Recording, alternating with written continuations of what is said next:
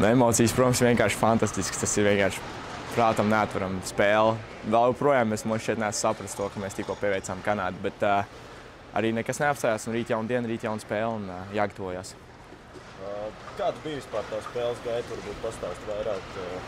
Nu, mēs jau zinājām, ka sākumā būs palielam jāatcitās aizsardzībā, jānospēlē kārtīgi aizsardzībā, lai viņiem nedod nekādas ātrās iespējas, ātros momentus, lai viņi negūtu vārdus pirmajās 10 minūtēs. Tas ļoti labi nostrādāja, un pēc tam jau vienkārši vajadzēja spēlēt mūsu spēli, taktiski pieturējāmies pie zīmējuma un neatļāvām viņiem, nedarījām nekādas paviršības, kas viņiem atļaut iemest golu.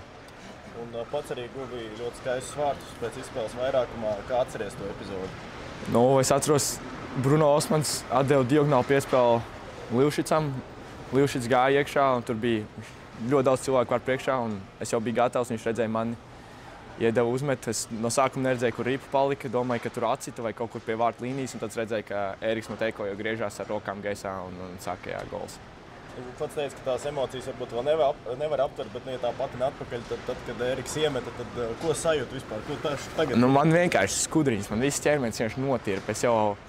Es pat neredzēju pašas beigas vārdu gumam, jo visi jau pielēc, es biju pašā galā šeit un jā, vienkārši šoks, bet pozitīvi. Nu, pagaidām vēl priecājamies, bet īstenībā jau tūlīt pat spēle ar ASV.